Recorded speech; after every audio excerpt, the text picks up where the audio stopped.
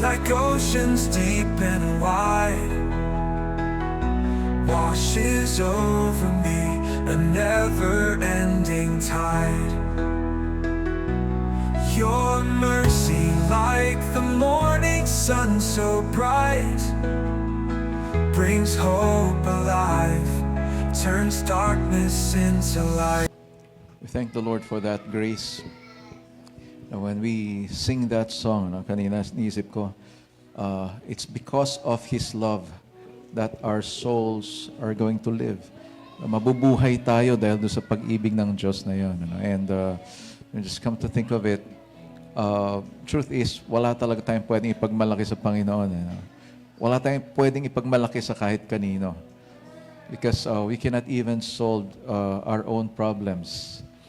How much more yung pinakamabigat na problema natin, which is sin. And it takes the love of God to break the power of sin over our lives. And the love of God, nasabi nga ni Paul, it is the love of God that compels us. And it's just like ganun ka-powerful yung pag-ibig ng Diyos that He was willing, He was willing to die on the cross for us. Now, if you just think about it, sabi ko nga dati, di ba, sino ba tayo para mamatay ang Diyos para sa atin? And yet, He did it, and that simply proves to us what love can do. Di ba? Pagka merong pag-ibig yung tao, lahat kaya niyang gawin. As proven by God to us, lahat kayang gawin ng Panginoon, because of His love for us. Sabi nga, kung hindi niya withhold yung kanyang anak sa atin, ano pa kaya ang hindi niya pwedeng, kung binigay niya yung anak niya sa atin, ano pa kaya yung hindi niya pwedeng ibigay sa atin? No? Actually, binigay niya na lahat. No? And the best part of this is that we live forever. No? And we live forever with Him. No? Tayo mabubuhay ng kasama siya sa habang panahon. And I hope that is enough for us to really love the Lord. And for some people who hated God, that's a big problem. That's a big problem. If people doesn't want God, then they will not spend eternity with God. Kasi alam mo yun, pagka meron kang tao na ayaw mong kasama, di ba? Ayaw mong makita, ayaw mong makasama. And how about God? Di ba? Kung ayaw mo sa Panginoon, ibig sabihin nun, hindi mo siya makakasama sa habang panahon.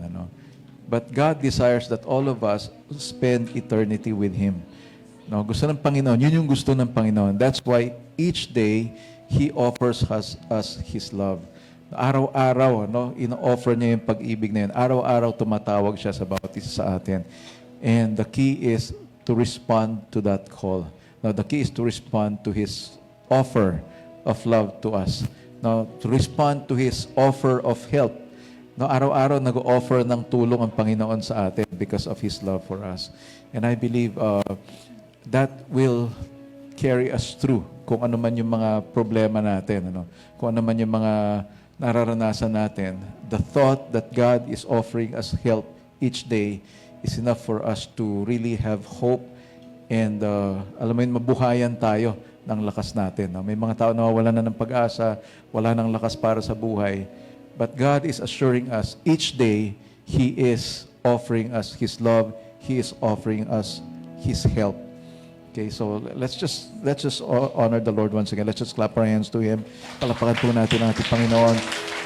And sige po, let us just pray for our kids. If you have kids right beside you, okay, just stretch out your hands toward them. Let's pray for them. Father, we lift up to you these children. We pray, Father, that you will just, God, once again, speak to them, Lord God, during this time. As they go to the kids' church, I pray, Lord, that you will touch their hearts. Prepare them, Lord God, for the message, Lord God, that you have for them. I pray, oh Lord, that the things that they will be learning today will be something that they will treasure all throughout their lives. As they grow, as they mature, Lord God, they will remember all these lessons. And I pray even, Lord God, that even at their young age, that they will have an encounter with you, that they may know you and that they may trust you as well. all throughout their lives. Thank you, Father. In Jesus' name we pray. Amen. Amen. Okay, so sige po, habang lumalabas po yung mga bata natin, please, can you greet one another? Smile, no? Ngitian po natin. Ngitian po natin yung ating mga, ayan. Sige po.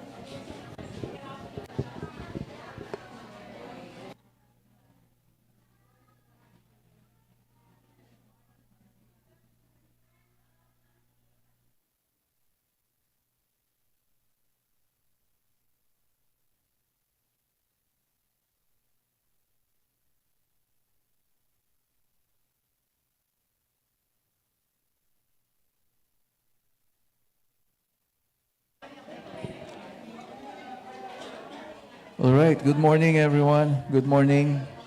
Sige po, may mga seats po na nabakante. If you would like to move closer. All right. Thank you. Welcome to our service today. Shan.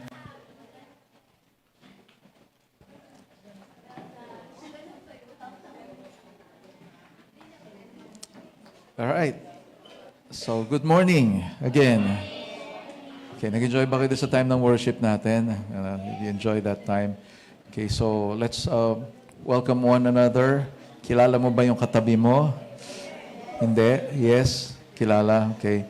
We have a newlywed couple right here on the side. That's Ronnie and Angelica. By the way, that's Corporal Ronnie. Ronnie, I'm sorry, the last name is Ronnie De Guzman. I'm sorry. Kakakasal lang po nila. And by the way, they got married right here. Ano? At sa harap nitong cross na to sila nagsumpaan, ano, doon sa kanilang wedding. And they're here today, and we're so thankful that you are able, naka-join kayo ngayon. Ano? So, ano nangyayari?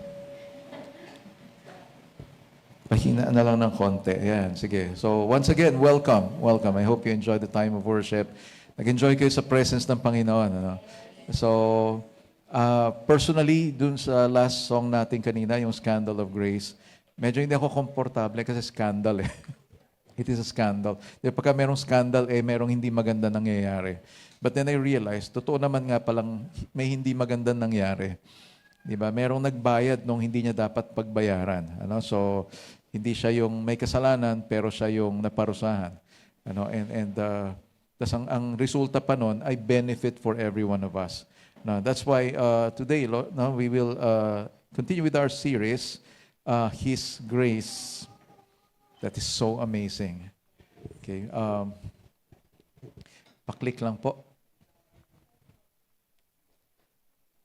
Ayaw lumipat. Now, His grace, it is so amazing. And when we talk about grace, sabi nga, it is an undeserved favor. Na favor. Sino sa inyo gusto niyo ng pabor? Favors. Diba? Pagka merong favor, nagbe-benefit tayo. Diba? So, it is something that we did not ask for. Kaya nga yung first part ng ng series natin, we talk about more than we could ever ask for. No, isang bagay na hindi mo hiningi, pero binigay sa'yo kahit hindi dapat. No, kahit hindi ka karapat dapat. So, not only are we talking about salvation when it comes to grace, we also talk about our present standing before God. Kung ano yung tayo sa harap ng Panginoon. Ano, and the truth is, sa ating mga tao, ay we're quick to make judgments. Based on what we see, based on kung ano yung mga narinig natin. No, sa panahon ngayon, hindi mo na alam kung anong paniniwalaan mo. Diba? Ang daming mga lumalabas na kung ano-anong mga post. In fact, natatalo na ng Facebook or social media ang mga news outlets. Kasi mas pinapaniwalaan yung mga naka-post doon sa sa mga social media accounts. And sa ngayon, dati, ang napapanood lang natin, balita, pinapaniwalaan natin yung balita na yon. Kasi sabi nga, in-establish nung station na yon, yung kanilang kredibilidad, para paniwalaan natin yung binabalita nila. Pero ngayon, magdala ka lang ng cellphone mo, i-on mo yung camera mo or video mo, may nangyayari dito, i-video mo, para ka ng news reporter. Di ba? Popost mo na kaagad yun, nauna ka pa sa balita. May aksidente pong nangyari dito sa panulukan ng. No, di ba? Parang gano'n eh. So, nauuna pa tayo. No? So, ang masaklap nga lang ngayon, may na-aksidente, imbis na tulungan, binivideohan. Di ba? Binivideohan. So, medyo nagkakaproblema tayo sa technology natin ngayon. Ano? So, sabi nga, nadidis-sensitize. No? Nawawala yung sensitivity natin when it comes to things. No? Pagka lagi nanonood ng violence yung mga tao, para bang yung violence ay nagiging normal na lang. Ano? So, parang bang yung pagpatay ay ganun-ganon lang. Di ba? So, kaya if you watch too much of that, parang nakakaramdam ka pa rin ba nung pain kapag nakita mo itong mga bagay na to? Or parang nagiging normal na lang siya? Kaya nga yung mga naglalaro ng mga, yung dati? Counter-Strike. May Half-Life pa yata. Tama ba yun? Yan? Special Forces. Special Force. Gusto ko yun. Kaya lang patayan yun eh. Di ba? No, if you're part of the Special Forces, ibig sabihin elite ka eh. No? So, kaya lang kasi, it's a game. So, dumating sa punto, yung mga bata, especially sa ibang bansa, ay na-internalize na nila ng husto yon to the point na inaipapamuhay na nila. No, may isang case noon na pag umaga, naglalaro sila, pagdating ng gabi, yung nilalaro nila, ginagawa nila. No, as if it's okay. So, may pinapanood ako dati na episode nung Law and Order, na Special Victims Unit. So, meron doon. Talagang as in, sobrang engrossed yung mga tao, yung mga kabataan doon sa laro na yon. As in, talagang kung ano yung nangyayari doon sa laro nila, yun yung ginagawa nila. So, now, that is the effect of what we are putting into our minds. No, yung mga nakikita mo, actually, na-store siya sa isip mo eh. And sometimes, hindi mo na malaman kung alin yung reality sa dalawa. So, that's why we have to be careful, we have to be responsible with what we are looking at. So, kung nanonood ka, nagtitingin ka sa social media, titingin ka sa mga YouTube, mga videos, meron nga nag-post, nag-rapture.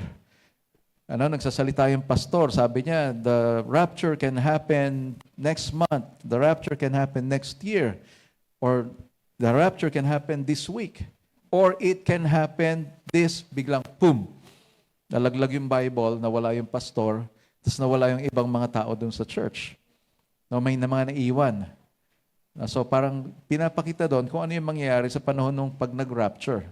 Biglang mawawala yung mga tao, yung mga Christians. Ang masaklap noon, dun sa video na yon, may mga natirang mga tao dun sa church. Which tells us, hindi dahil nasa church ka, okay ka na. Ang malungkot lang, may nagtanong, ibig bang sabihin nun, naiwan na rin tayo? In other words, naniwala siya dun sa video. Na kung totoong nangyari ito, ibig sabihin, naiwan na tayo lahat. Sabi ko, yung kilala natin naman na Christian leader, like si Brother Eddie Villanueva, si Senator Joel Villanueva, ibig sabihin, naiwan din sila. And besides, when you look at kung ano sinasabi sa rapture, sabi nga nun, there will be the shout of an angel and the sound of a trumpet blast. Maririnig daw natin yan. Pag tumunog na yung trumpet na yon, yung mga unang namatay na mananampalataya, sila yung aakyat. Tapos kasunod yung mga mananampalataya, which is you and I. So lahat ba ng nandito ngayon, tingin nyo kayo ay sasama? Kasama ba kayo? Kayo dyan, kasama ba kayo? Parang hindi lahat sumasagot eh. Dito, kasama ba kayo? Tinitignan ko yung hindi bumubukas ang bibig, ha? Dito, kayo, kasama ba kayo?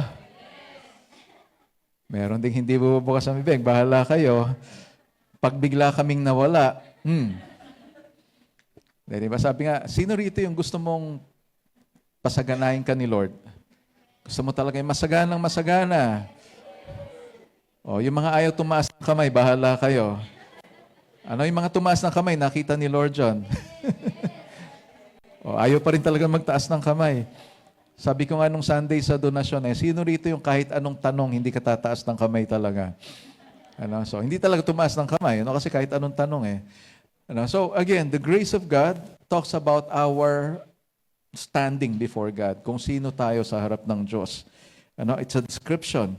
It also a standing that reassures us, that God's present attitude towards the believer or towards us is one of favor. Favor. Yung standing natin sa Lord is one of favor. Ibig sabihin, when God looks at us, He looks at us with favor. In other words, masaya siya. So, sabi nga ito, seeing them in terms of joy, so masaya ang Panginoon na makita ka. Natuwa ang Diyos nung pumasok si Nanay Bolet kanina. Siya ang early bird natin dito. Wala pa kayong lahat. Siya lang yung Nauna, actually sila yung malalayo ang pinanggalingan, si Nanay Bolet at si Nanay Juliana. Siya yung pinakamalayo. So, yung iba tumatawa kasi alam nila, si Nanay Juliana, dyan lang siya. Pag kinatok mo yung bintana dyan, siya yon. Si Nanay Bolet naman nandun sa sa taas namin. Okay, so mga kapitbahay, So, and we're so grateful that they're here. So, ayan, natutuwa ang Diyos sa atin. I'm sure the Lord is smiling to see you here today. Lalo na nung nag-worship tayo. Sabi nga, a praise and worship is just like a cloth that we wear. Parang sinusuot daw natin yun pag pupunta tayo sa presence ng Panginoon. And it's just like when God sees us doing that, parang sinasabi ng Lord, bagay sa'yo yung suot mo. Diba? Bagay sa'yo yan. Diba? So, suot mo lang lagi. Di ba minsan may ganon, pagka may nakita kang ganda naman ng suot mo, bagay na bagay sa'yo. Bili ka pa nga ng marami niyan. Bili ka ng 7 para araw-araw yan ang suot mo. Parang uniform na tuloy. Yeah, but God wants us that way. Parang sinasabi ng Lord, araw-araw isuot mo yan. So in other words, araw-araw mag-worship tayo, araw-araw magpuri tayo sa Panginoon at magpasalamat. So, He doesn't just love us. Hindi lang tayo inibig ng Diyos, kundi tayo ay gustong-gusto ng Diyos. So, mahal na mahal tayo ng Diyos. So, it's a standing in the grace of God, which means also that I don't have to prove that I am worthy of God's love. Hindi mo kailangan patunayan na ikaw ay karapat-dapat sa pag-ibig ng Diyos. Because even before you knew God, mahal ka na ng Diyos. So, what else can you ask for? Hindi mo hiningi yon pero binigay sa'yo. It also means that God is your friend.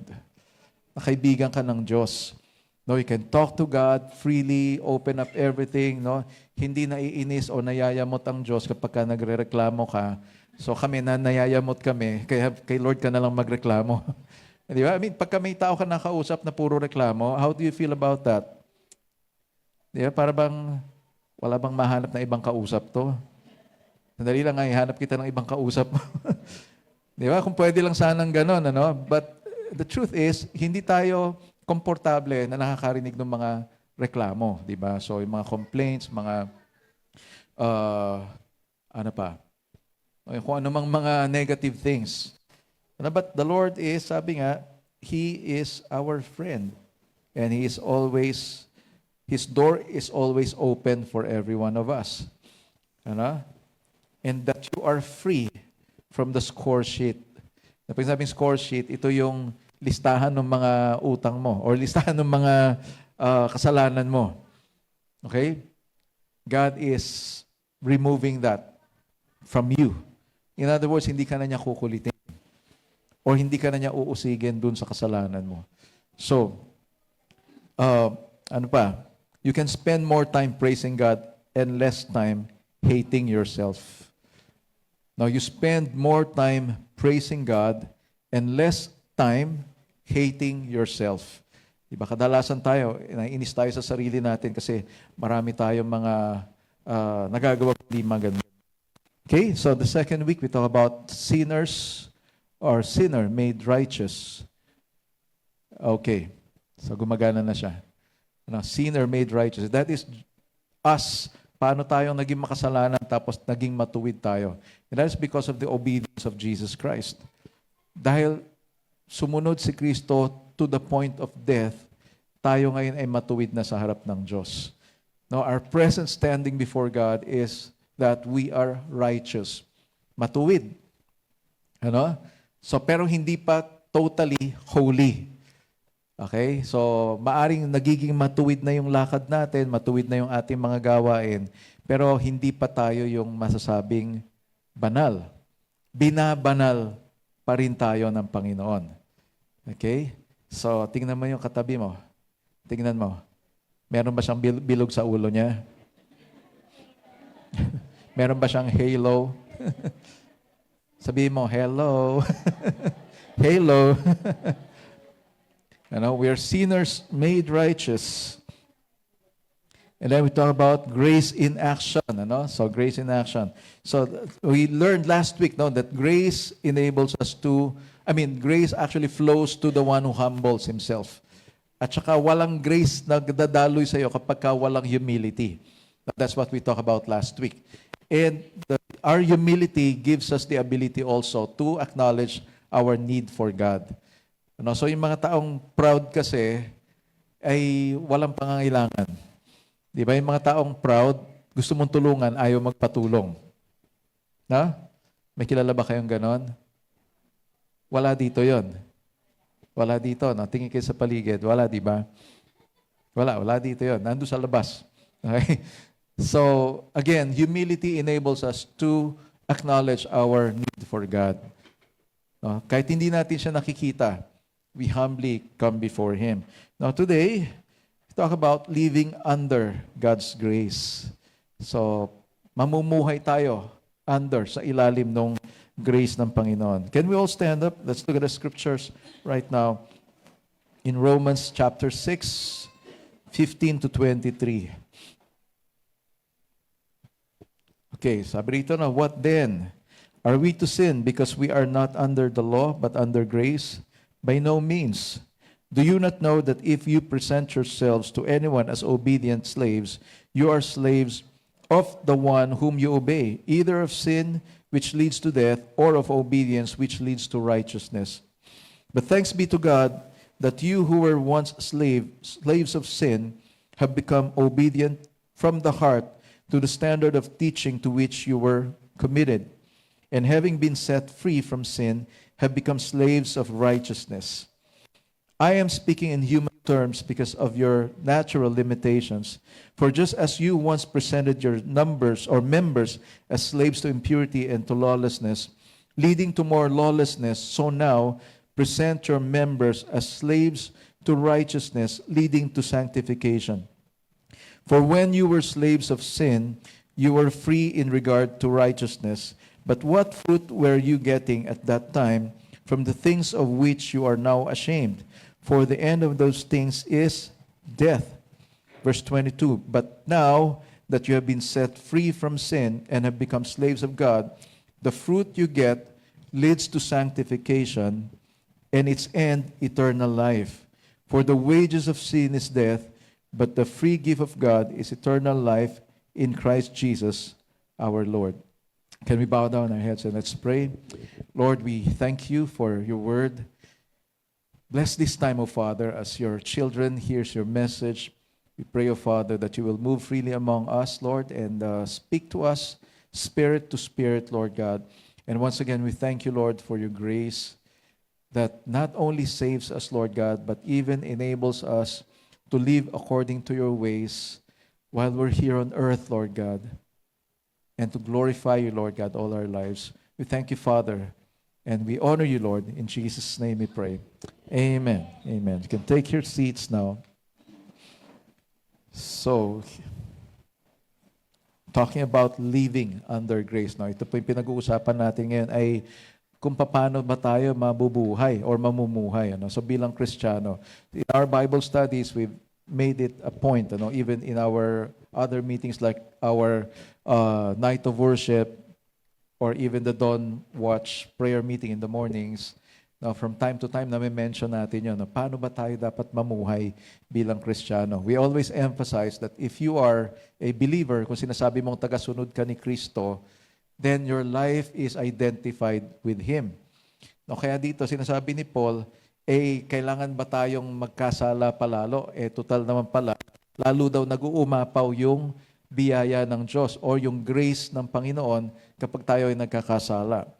No, so he wonders if someone might take this truth to imply na it doesn't matter if a Christian lives a life of sin. No? May mga tao kasi na naniniwala dahil daw ligtas na sila, nanalangin sila, sinuko nila yung buhay nila kay Kristo, kahit ano pang gawin nila, ligtas na sila. No, yun yung doctrine nung once saved, always saved. But the fruit of your salvation is good works. Sabi nga natin, di ba, hindi naman tayo naliligtas dahil sa mga mabubuti nating ginagawa. So, grace, ang sinasabi ng grace kasi, hindi mo kailangang pagtrabahuhan yung pag-ibig ng Diyos. So, in other words, kahit hindi ka pamabuti, kahit hindi ka gumagawa ng tama, mahal ka ng Diyos. Pero ayaw niya, of course, yung ginagawa mo. And that is why kinailangan tayong iligtas. Ang malungkot lang, may mga tao na sinabi nila, nagsuko sila ng buhay nila kay Kristo, pero ayaw nilang iwanan yung dati nilang mga gawain. And that's what Paul is saying. Pagka nagkasala daw tayo, umaapaw or nagpo-flow yung grace ng Lord. In fact, mas umaapaw pa siya. Sabi niya, para bang sinasabi niya, yung grace ni Lord is greater than our sin. Pero the grace of God does not alam mo yun, hindi niya kinukonsente yung kasalanan natin. Some people think, may grace naman si Lord. Naintindihan ni Lord, nagkamali ako, nagkasala ako. Yes, naintindihan ng Lord John, pero ayaw ng Panginoon that you remain in that state. Ayaw ng Panginoon na manatili tayo doon sa buhay ng kasalanan. And that's why Paul is making a statement here na hindi dahil nag-a-abound or nag-uumapaw yung grace ng Lord, magtutuloy-tuloy ka sa kasalanan mo. Because again, the mark of a real believer, the mark of someone who really have made the Lord Jesus Christ Lord of his life, is a changed life. May nagbabago sa buhay natin.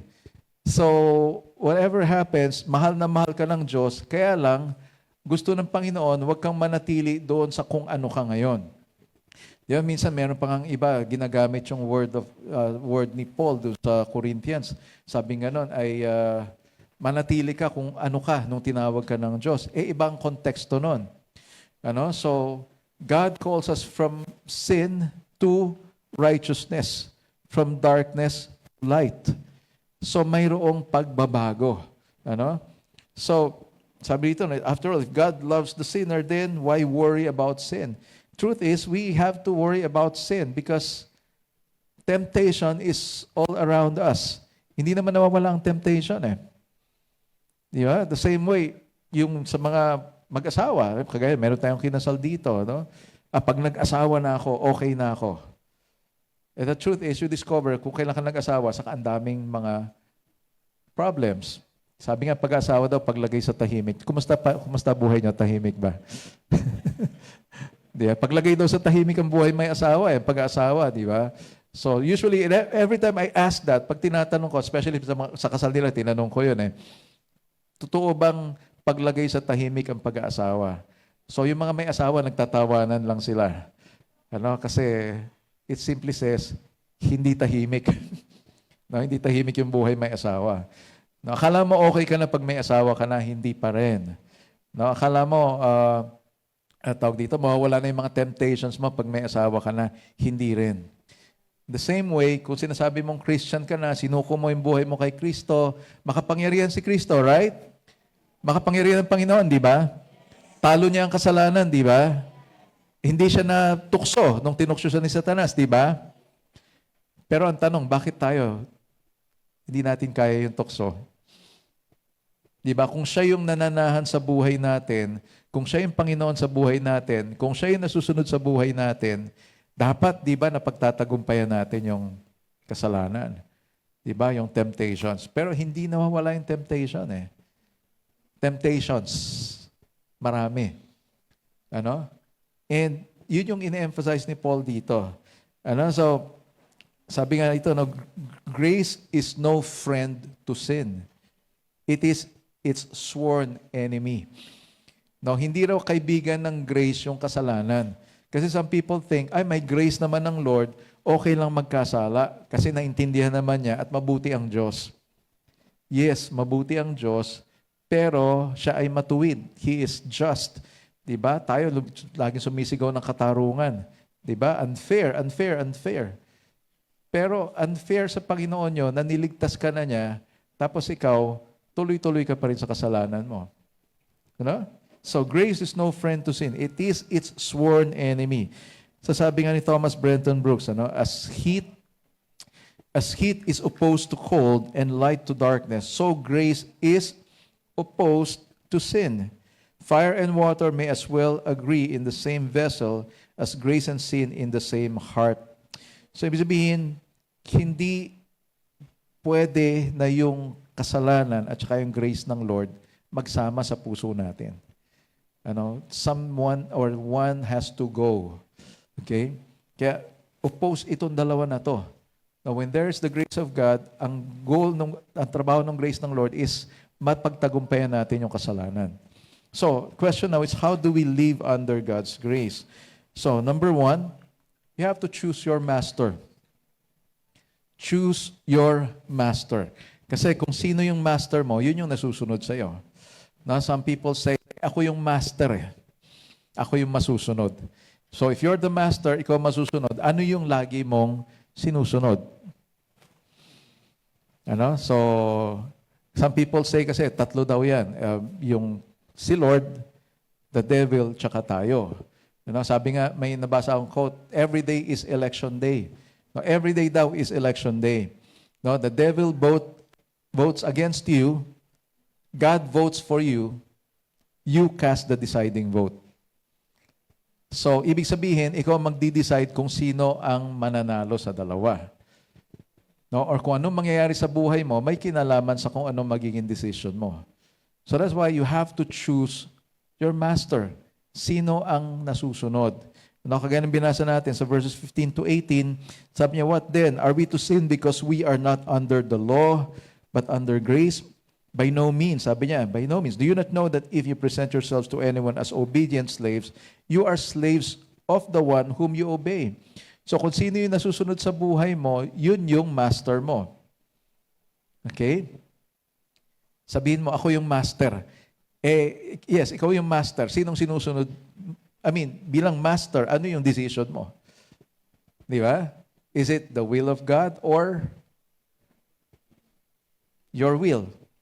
Truth is, kadalasan, pag pinili natin yung kalooban natin, we reject the will of God. Even Jesus said that. Kaya nung nasa garden siya, sabi niya, Lord, our Father, if possible, let this cup pass from me. But not my will, but your will be done. Makita mo, siya mismo, sana hindi na lang matuloy ito, sana wag na tumuloy.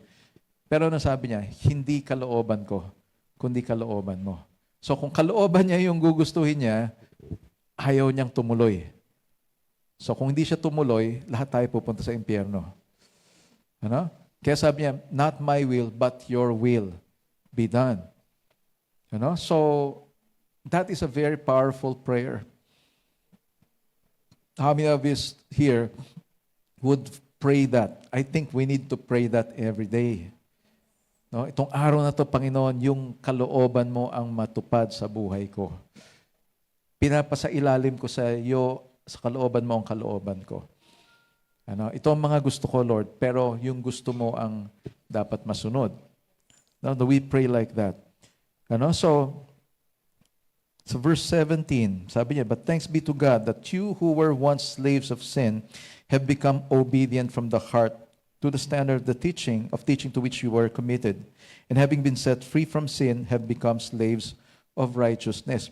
So, kung hindi ka na alipin ng kasalanan, ikaw ngayon ay alipin na ng katuwiran.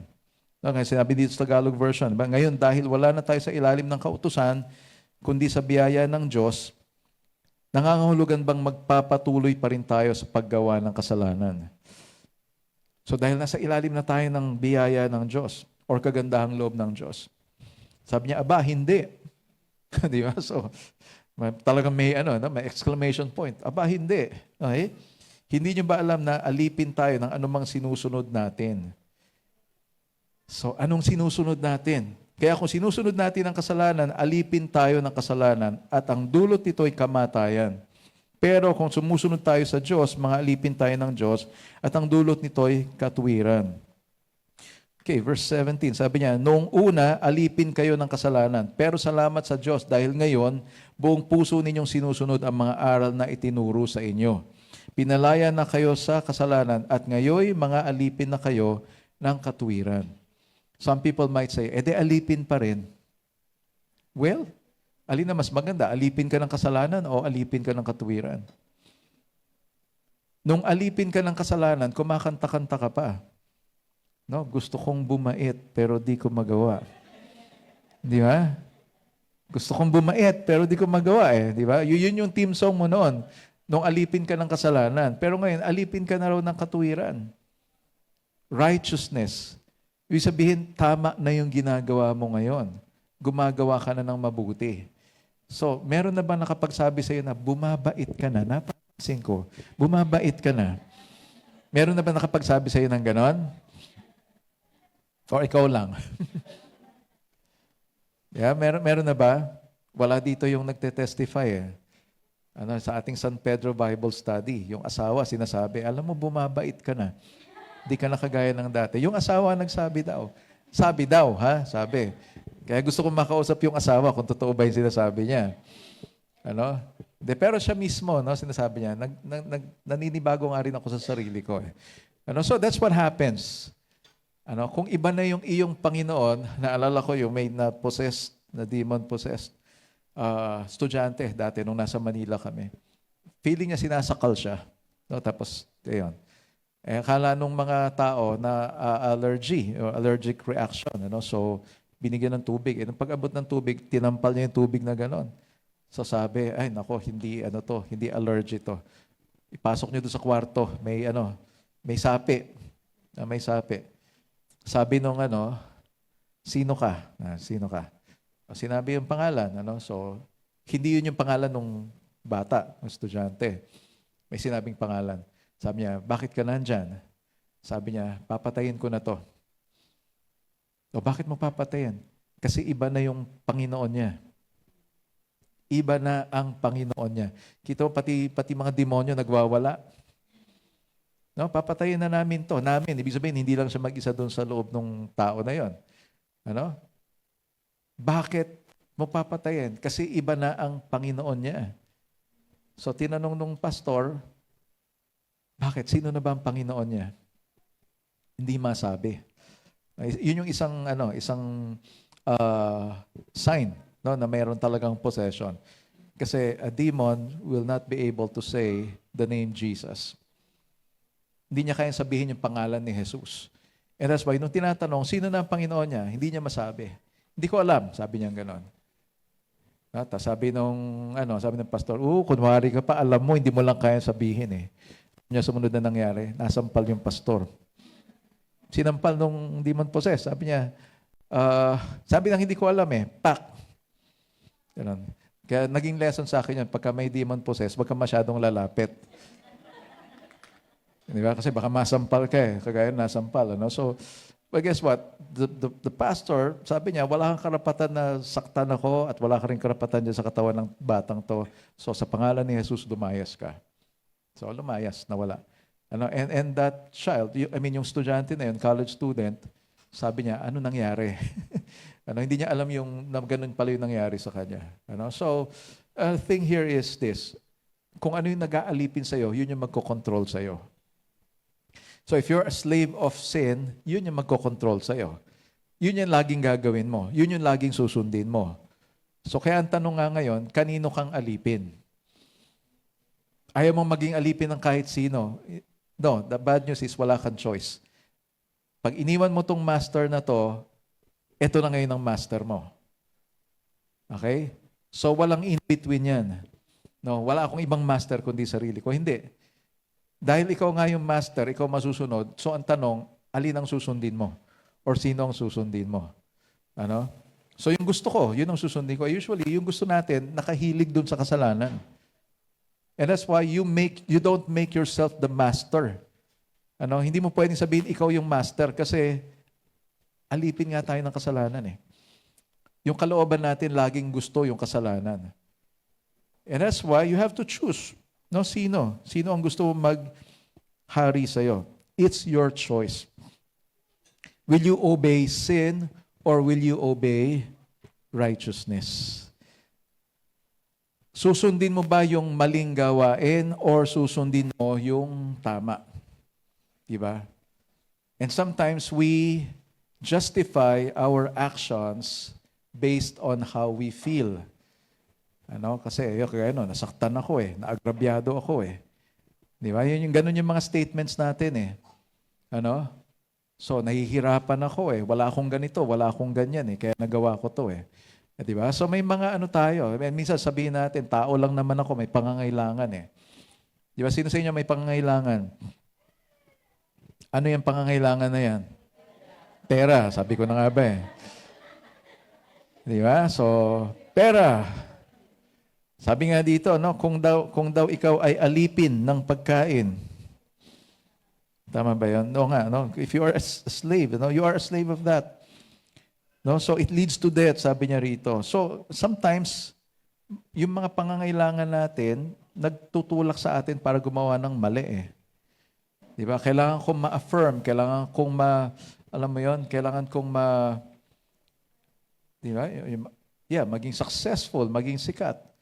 And sometimes people go to the extreme of using other people.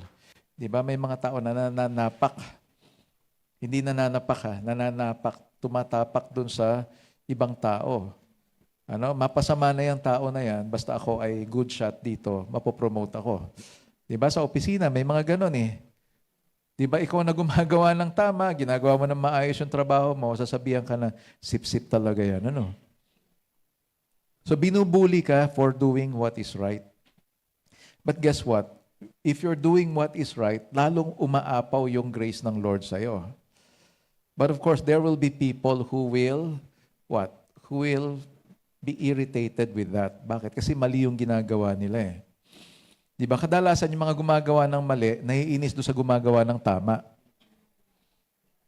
Kasi gusto nila, gumaya ka sa kanila. Kasi pag hindi mo sila ginaya, lalo silang sumasama. Di ba? Lalo kami nagmumukhang masama dahil sa iyo Di ba? But, what would you choose? Dahil ba sinabi nila yun gagawin mo na lang din yung ginagawa nila? Sa school noon, naalala ko, nagtuturo ako, mayroong estudyante na babae, umiiyak siya. Sabi niya, sir, sobrang pressured na talaga ako sabi niya. Sabi ko, anong nangyayari ba? Sabi niya, sa aming mga magkakaibigan, sa aming mga magkakabarkada, ako na lang ang walang experience. Ibang klaseng pressure, no? Ako na lang ang walang experience. Lahat sila, no, may experience. Sabi ko, think about it. Think about it. Ano yun? It happened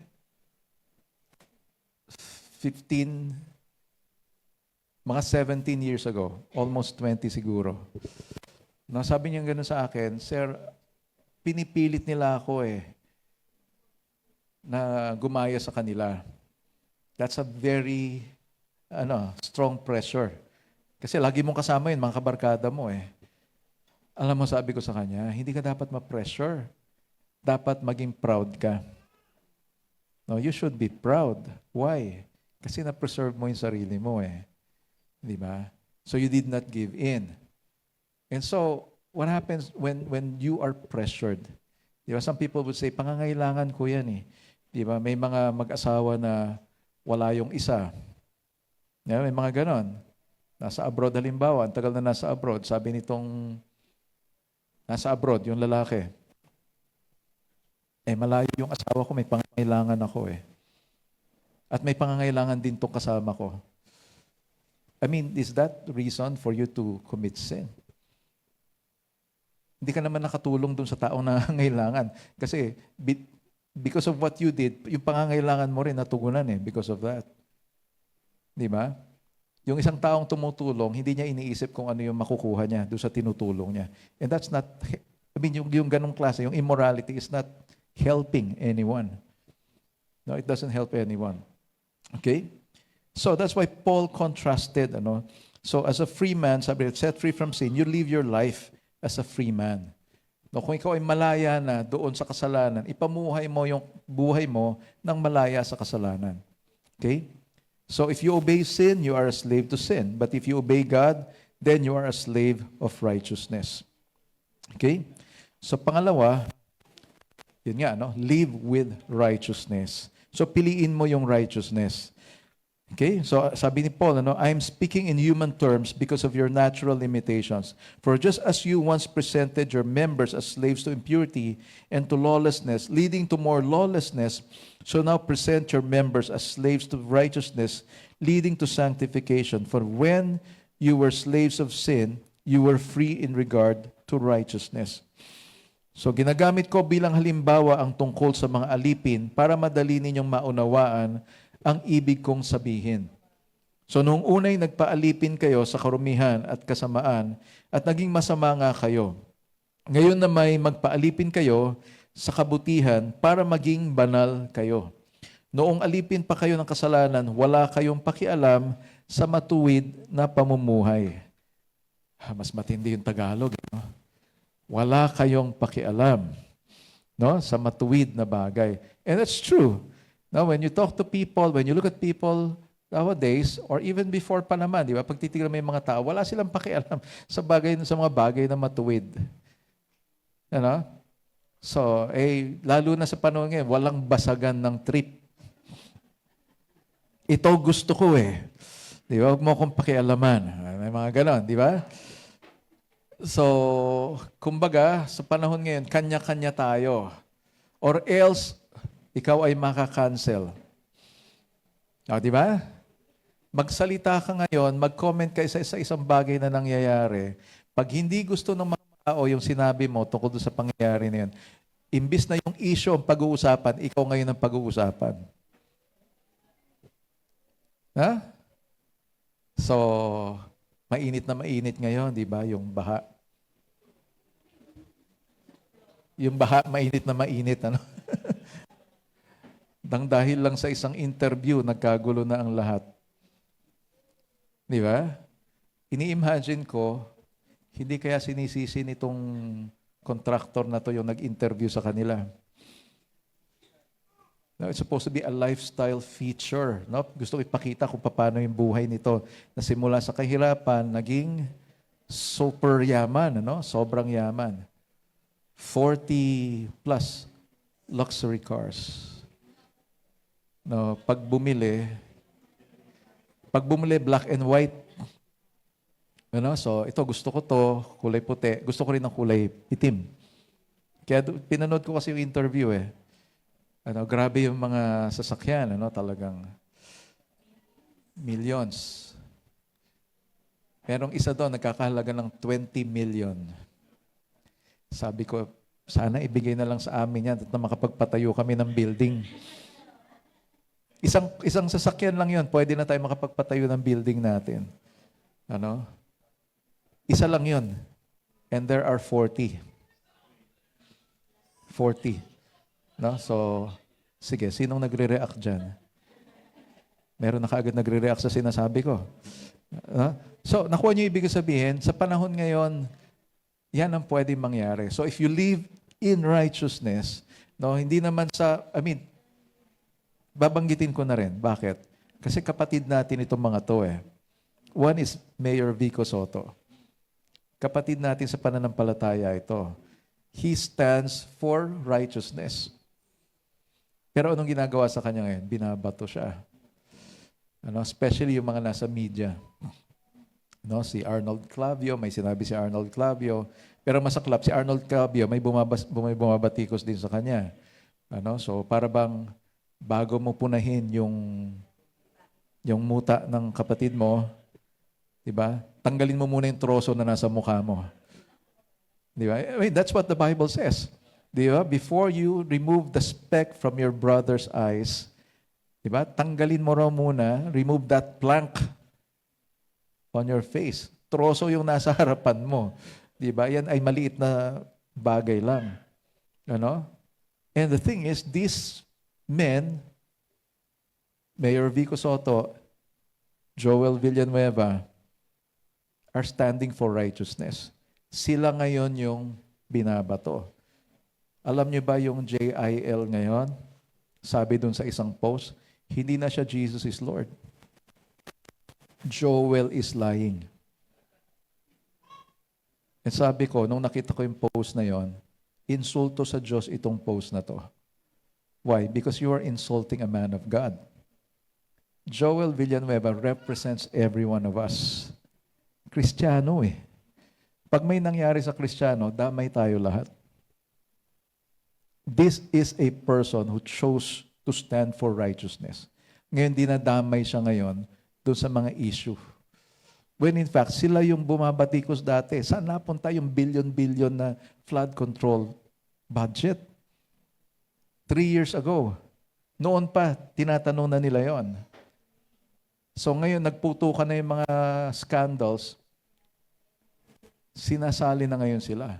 No, si Eddie Villanueva, in his privileged speech, no, nagsasalita siya, kinakat na yung time niya. In fact, tinanggalan siya ng microphone. When he was asking simply, saan po napunta yung billion-billion na pera para sa flood control? Kasi bakit bumabaha pa rin tayo ngayon? That was, I think, 3 years ago. Ngayon, naglitawan. You know? So, will you choose to live in righteousness? Live with righteousness kahit babatuhin ka. Because I tell you, pag gumagawa ka ng tama, may mga tao maiinis sa'yo. Kagaya sabi ko nga kanina, may mga tao na yung ginagawa mo naman, lalo kami napapasama eh. Lalo kami nagmumukhang masama dahil sa ginagawa mo. So does that mean gagawa na rin ako ng masama para hindi kayo mairita sa akin? Now, I would rather obey God than to be one with you. Is that your motto in life? Bilang isang Kristiyano, yun ba yung sinasabi mo tungkol sa buhay mo? Tatayo ka ba sa tama? The problem nowadays is pag ginagawa ng marami, okay na lang gawin din. Kasi ginagawa ng marami, kahit mali. And so what happens? Alala ko kami ni Tatay Delphine noon, nagbiyahe kami. May sinusundan kami sa sasakyan. Sumunod ako doon sa sasakyan na yun. Kumaliwa siya. Sabi ko, pwede palang kumaliwa. Kumaliwa din ako. Pagkaliwa ko, pinara siya nung traffic enforcer. Hinuli siya. Sabi ko, ay, nahuli siya. So, lumihis ako. Paglihis ko, meron pa palang iba pang traffic enforcer doon. Kala ko ligtas ako. Di ba? So, sinundan mo, mali yung ginawa niya, pati ikaw huli ka rin. So, hindi dahil ginawa ng karamihan, ay gagawin mo. Hindi dahil maraming gumagawa, tama yung ginagawa nila. So, you look at your work, you look at your life right now. Di ba? Sa Amerika, may isang pangyayari daw noon na nangyayari doon yung looting eh. Parang nagkaroon ng blackout. Yung blackout as in malaking lugar yung walang kuryente. And then, pinasok yung mga stores. Binasag yung mga salamin, tapos nagkuhanan sila ng mga items, sa mga sapatos, mga TV, ganyan. So, lahat ng gusto nilang kunin, kinuha nila. Kasi nagpasukan yung mga tao eh. Tapos, ang masaklap, merong mga iba doon na may kaya naman sa buhay. Naka-Amerikana executive. Nung tinanong siya, mayaman ka naman, meron ka namang kita. You are an executive in your company. Why did you do that? Sabi niya, akala ko okay lang kasi ginagawa nun lahat eh. Nagkuhanan kasi sila eh. Kumuha din ako. I mean, walang iniwan yun doon sa nangyari sa amin. Lumiko siya. Doon lumiko rin kami. Mali pala yun. Yeah? So, I was trying to think, parang meron yatang cross doon sa intersection eh. Pero nung bumalik kami, walang cross doon sa intersection at may nakalagay din na no left turn. So, for you to live in righteousness, tumingin ka kay Lord. Huwag kang tumingin sa tao. Ang ginawa ko kasi ron, nakatingin ako doon sa kotse sa harapan ko eh. Nung gumalaw yung kotse, gumalaw din ako. Kung ano yung galaw niya, yun din yung ginawa ko. Hindi ko nakita tuloy yung sign na nakalagay no left turn. Hindi ko tuloy nakita na wala palang X doon sa intersection. Kasi kung merong X doon sa intersection at kahit wala yung no left turn, pwede kang kumaliwa. The problem there is walang cross, wala rin yung, walang cross, tapos may nakalagay pa na no left turn. So you see, if you look at people, kung nakatingin ka sa mga tao, maliligaw ka. Ano? That's why when you come to church, always look to Jesus. Always look to Jesus. Sige, clap your hands to the Lord. Always look at Jesus. Follow Jesus, not men. No? So what I do here is just to tell you kung ano sinasabi ng Bible. No, sundan po ninyo yung sinasabi ng Bible, wag ako. Okay? Kasi minsan parang tagasunod ni Pastor Ed yan eh. Hindi, lahat tayo tagasunod ng Panginoon. Okay? So, slaves to righteousness. Bilang slave sa righteousness, ano na yung gagawin mo? Of course, magbabago ka. Hindi ka give in sa mga what you call that? Mga compromises. Diba? So, which is yung mga nangyayari nga, diba? Dagdagan mo yung presyo, pero ito lang yung ilalagay mo sa resibo. May mga ganon eh. Diba? Para makatipid ka, ganito na lang. Pero sa nakita nung tipid na, sabi nga ni General Magalong, 800 pesos yung cat's eyes. Alam niyo yung cat's eyes? Diba? Pagka nasa daan ka, paggabi, parang mga mata ng pusa, kaya tinawag na cat's eyes yun eh. 800 pesos, pero nung binili ay magkano?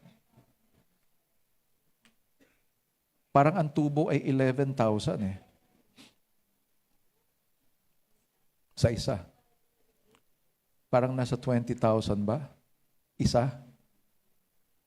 Lalagyan mo yung daan eh, napakahaba ng daan na yon. So kung 100 yon, aabuti ng millions, ano? Ganon katindi. So if you are, kung ikaw yung nagbebenta, gagawin mo ba yan? Sabihin sa'yo, ito na lang ang gawin mong presyo dyan. Will you do that? Baka may mga magalit sa akin, naka-online tayo, no? Pero sinasabi ko lang naman, what has been exposed, di ba? Ganon yung nung tao ngayon. So, will you live for righteousness? Sa school na lang, may time noon, meron ako na blankong sagot. Iniisip ko kung ano yung sagot doon saan. Yung katabi ko, panay ang kalabit sa akin. Sabi niya, ito yung sagot siya, no? Ito yun. Pinapakita sa akin yung sagot. Ayaw kong tumingin. So, hindi naman niya mailapit sa akin yung papel niya kasi nga makita ng teacher. Pero kumakalabit pag hindi nakatingin yung teacher. Tingnan mo, ito yung sagot, oh. Ganon siya. Sabi ko, okay lang. Okay lang, O meron namang isang kumakalabit, anong sagot mo? Nangungopya naman. Di ba? So, mga estudyante natin, nangyayari ba sa inyo yan? Or meron kayong spring ice, yung alam mo yun, toink. Nakikita yung No? So, meron pa nga nagsabi, kumain ka raw ng kalabasa para tumaas ang grades mo, na magiging matalinaw ka. Matalinaw, So, mag-aral po kayo, no? So, wag kayo umasa doon sa matalinaw. So, if you are living in righteousness, you wouldn't do that. Diba? Kahit pa ino-offer na sa'yo, ito, libreng-libre naman eh. Diba? Kopyahin mo na lang para may sagot ka rin. Diba? Yung iba, sa sobrang pangungopya, pati pangalan ng katabi, kinopya. Diba? Sabi ng isa, paliwanag mo sa akin bakit wala kang test present ka kanina, nagsusulat ka, bakit wala kang test paper?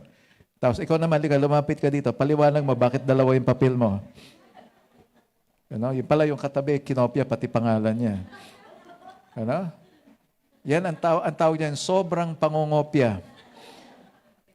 Pati pangalan ng katabi, kinopya. No, so, can you imagine, sabi rito, may example, a new job, and the first day on the new job, you leave your work at lunchtime and go to your old job and ask your old boss what he wants you to do. So parang ganun daw, kung namumuhay ka sa righteousness, hindi ka nababalik doon sa dati. Hindi ka nababalik. Kasi kaya nito, sabi niya, nandun ka sa bago mong trabaho, tapos pagdating nung lunchtime, iniwan mo yung bago mong trabaho, pumunta ka doon sa dati mong company, tapos tinatanong mo yung dati mong boss, anong gusto mong gawin ko? Meron bang parang ganun daw yon. Ikaw ay na kay Kristo na, tapos bumabalik ka pa rin sa dati mong boss. Whether you like it or not, siya yung dati nating boss. Si Satan. Kasi once you do your own thing, automatic siya ang master mo. Pero kung sinasabi mo, not my will, Lord, but your will be done, then si Lord ang master mo. Okay? So, number 3, the fruit of righteousness is holiness and leads to eternal life. So, think about this. Sabi niya rito, sa verse 21.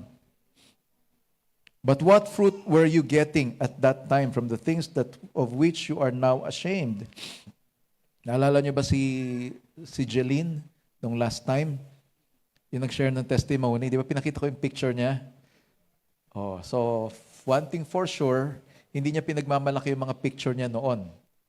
Di ba? Yung mayroon siyang hawak na bote, giinom siya, di ba? Yung mga ganon. Kaya makita mo yung aura niya, yung itsura niya, nung time na wala si Kristo sa kanya, sa time na nasa kanya na si Kristo. Kaya nakita mo yung malaking difference? Parang ang bigat nung una. Kaya pag titignan mo, parang merong hindi maganda nangyayari. Di ba? Pero pag tinignan mo yung bago niyang picture or kung bago, yung siya ngayon, you will see, parang lahat ng nangyayari dito okay na okay. And yet, when she testifies, ang daming hindi maganda nangyayari sa kanya. No? Kaya sabi rito, ikinakahiya natin yung dati. No? For the end of these things is death, but now that you have been set free from sin and have become slaves of sin, the fruit you get leads to sanctification, and its end is eternal life. For the wages of sin is death, but the free gift of God is eternal life in Christ Jesus our Lord. Tingnan natin yung New International Version. Yung sinabi dyan, the fruit you are getting.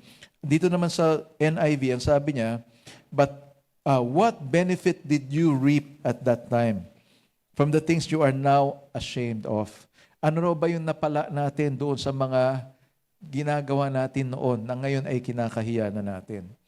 Now, those things result in death, but now that you have been set free from sin and have become slaves of God, the benefit you reap leads to holiness, and the result is eternal life. For the wages of sin is death, but the gift of God is eternal life in Christ Jesus our Lord. Tagalog, ano nga ba ang napala ninyo sa dati ninyong pamumuhay na ikinakahiya na ninyo ngayon?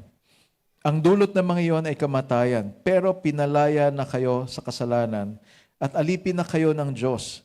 At ang dulot nito ay kabanalan at buhay na walang hanggan. Sapagkat ang kabayaran ng kasalanan ay kamatayan, ngunit ang kaloob ng Diyos ay buhay na walang hanggan sa pamamagitan ni Kristo Jesus na ating Panginoon. Ang kaloob ng Diyos. Parang mas magandang pakinggan sa English, The gift of God. Sino sa inyo ang gustong makatanggap ng regalo? Ayan si Ate Lynn, dalawang kamay pa. Dalawang kamay pa, So, bakit? Ang regalo ay libre.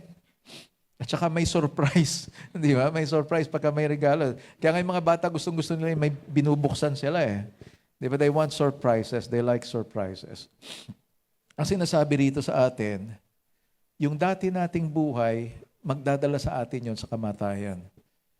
And when we talk about death in the Bible, it talks about a life of eternity without God. No, yung mabubuhay ka ng walang hanggan na hindi mo kasama ang Diyos. And that is a life that is so miserable. Gusto mong mamatay pero hindi ka na mamamatay. No? Naranasan niyo yung sobrang init dati?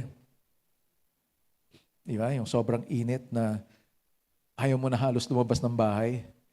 Pag natapat ka sa araw, ang hapdi ng balat mo, sobrang sakit, di ba? And nung nangyayari yan, nung time na yan, pagpasok mo ng kotse, as in talagang pagbukas mo pa lang, as in yung init, lumalabas talaga sa'yo, sumasalubong sa'yo. And think about, if you live a life apart from God, yun yung sasalubong sa'yo. Higit pa doon. Higit pa doon.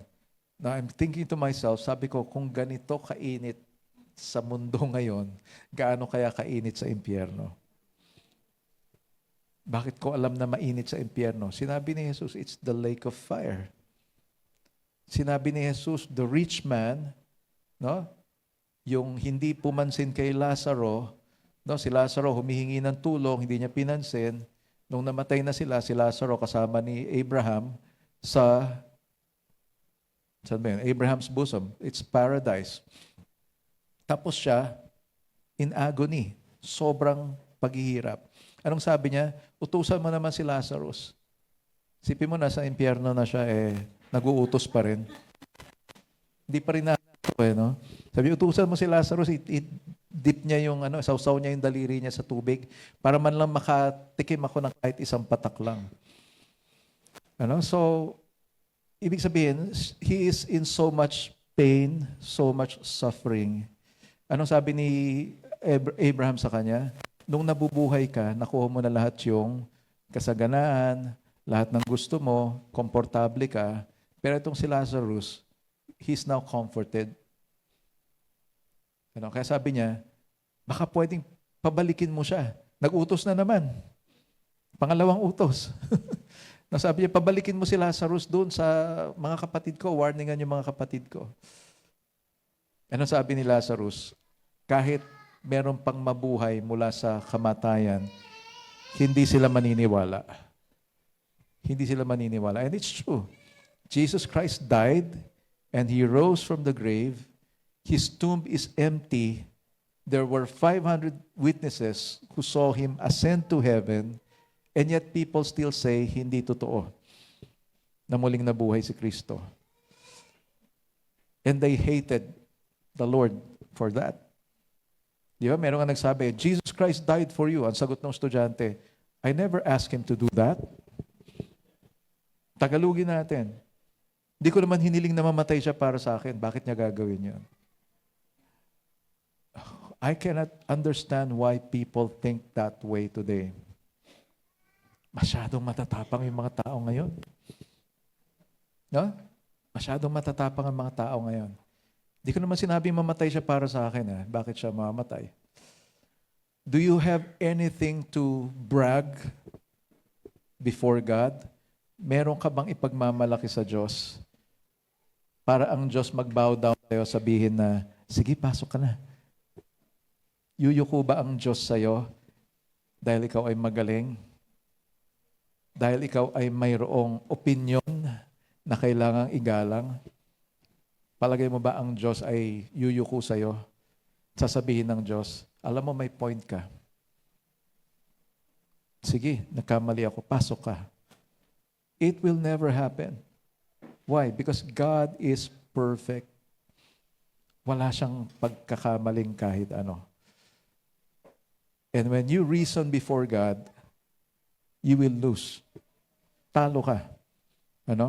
Sabi ng Bible, men are without excuse. Why? Kasi God has revealed Himself everywhere. Lahat ng nakikita natin ngayon, proof na mayroong Diyos. The same way na itong building na to ay proof na mayroong karpintero. Di ba? Alam mong merong karpintero kasi hindi matatayo itong building na to kung wala yung karpintero. And if you try to look at the creation, imposibleng hindi mo masasabing may Diyos. Your genetic, your DNA, alam mo ba yon na napakaliit nun? Liit lang nun. Pero pagka raw in-stretch mo yon, yung genetic code mo, yung DNA, nandun lahat ng information tungkol sa'yo, kung sino ka. And dun sa DNA na yon, it comes in, may mga pattern siya, na pag tinignan mo yung pattern na yon, mabubuo mo yung word na Yahweh. May pattern siya. Simply telling us, yung signature ng Creator mo, nandun sa DNA mo. The signature of God is in you. Yung DNA mo na yan, pagka in-stretch mo siya, makakapunta ka sa buwan, pabalik. Papunta at pabalik. Ganun daw kahaba yung genetic information mo. Kung walang Diyos, paano mo i-explain yun? Ngayon, hindi tayo nasusunog, hindi tayo nag-freeze. Why? Yung distansya ng mundo sa araw, hindi siya nagbabago. Kasi, pag nalapit ng konti yung mundo sa araw, masusunog tayo. Pag nalayo siya ng konti, magyayelo ang mundo. So, yung distansya ng mundo sa araw, hanggang ngayon, perfect siya. What does that tell you? I'm sure, sige, palakpakan natin ang Panginoon. Sige, sorry. Simply means the Lord is still in control. Merong may control. No, sinasabi ngayon ng mga so-called science daw, lahat ng ito nangyari dahil sa wala. Simula sa wala. Tama naman. Kaya lang, they deny that when there was nothing, actually there was God.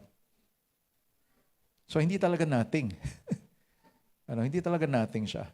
It's because something exploded, sabi nila, the Big Bang Theory, na may sumabog daw. And yung pagsabog na yon, lumitaw lahat ito. Tapos umayos. No, subukan nga ninyong isabog yung mga upuan natin. Tingnan natin kung kailan naayos yan. Di ba? I think, iniisip ko lang din, pwede naman sigurong merong Big Bang. No, nung sinabi siguro ng Lord, let there be light. Boom! No, so, naglitawan yung mga creation. Started saying, let there be. Diba? Let there be a sea. Let there be plants. Let there be animals. Pero pagdating sa tao, ano sabi ng Lord? Let us make man. Hindi niya sinabing, let there be, alongside with the animals, a man and a woman. Hindi niya sinabing ganon. Nung natapos niyang likhain lahat yon, kompleto na, langit at lupa, tubig, hangin, puno, mga halaman, mga hayop, saka pa lang niya ginawa yung tao. Anong sabi niya? Let us make man in our image. And I believe that is the grace of God for every one of us. No, nanilikha tayo ng ayon sa kanyang imahe. So we are the bearer of God's image. No, kaya pag tinignan mo yung katabi mo, sige, tignan mo yung katabi mo, tignan mo, nakikita mo ba ang Panginoon? Nakikita mo ba ang Diyos sa mukha niya? Ano? Kaya nga sabi, di ba, bawal pumatay, huwag kang papatay. Why? Kasi pag pinatay mo yan, yung image ng Diyos yung sinisira mo. No, yung imahe ng Diyos. And that's why, again, let's choose to live for righteousness. Because when we live for righteousness, or live with righteousness, doon nahayag yung imahe ng Diyos sa atin. And someday, we will be able to see God face to face because of this. Can we all stand up right now? Tayo lahat.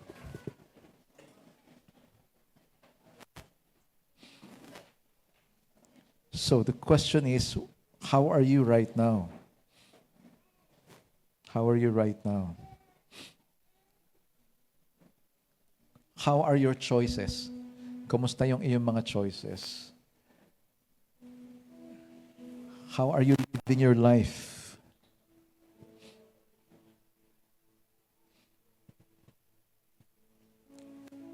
Every day of our lives, there will be experiences na may mga ma-experience tayo, mga bagay. And we do not have control over other people. Wala tayong control sa ibang tao. And that's, the truth is, ang Diyos din naman walang control sa bawat isa sa atin. No, yes, Parang kontrolado niya yung ikot ng mundo, kontrolado niya yung hangin, kontrolado niya lahat. Pero truth is, kung may gagawin tayo, walang control si Lord doon. And that's why when people destroyed creation, hindi siya kinontrol ng Diyos. Diba? Kasi kung may control ang Diyos, malamang wala tayong baha ngayon.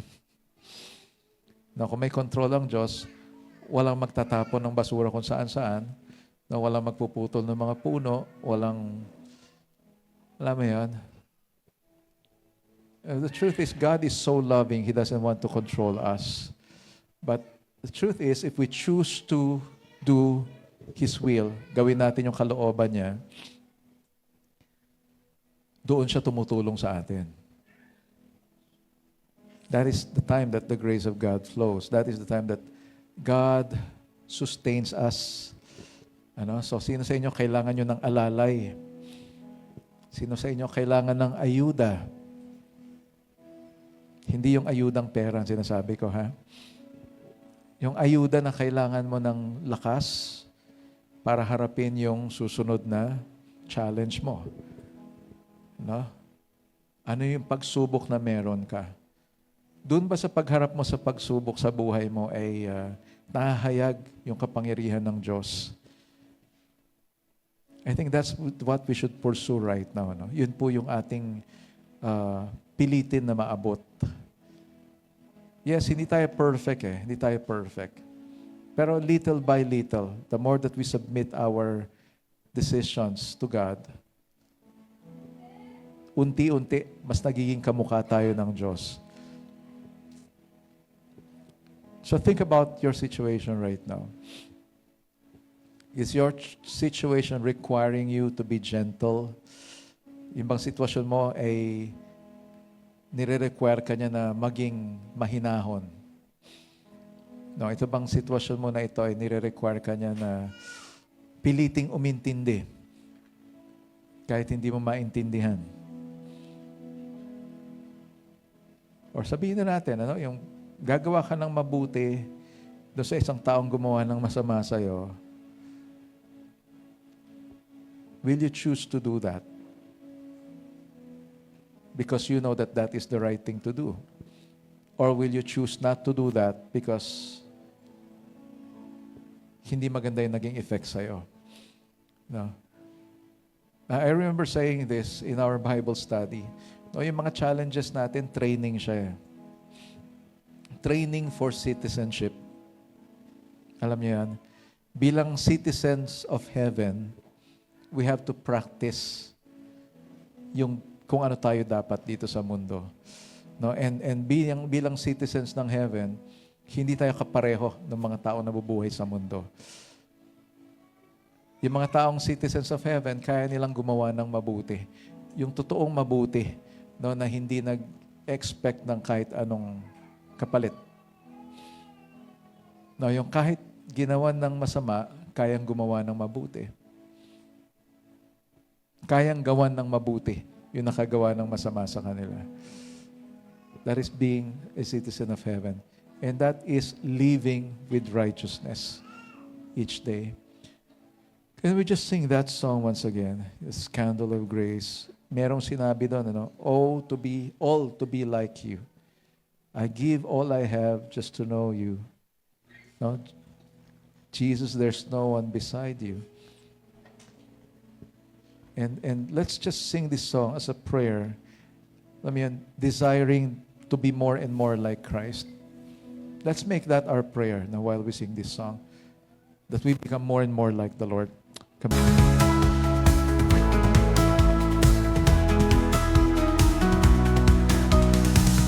In the wonders of creation, your majesty revealed. Mountains high, valleys low, your power unconcealed. From the stars that paint the night to the sparrows in flight, every detail crafted by your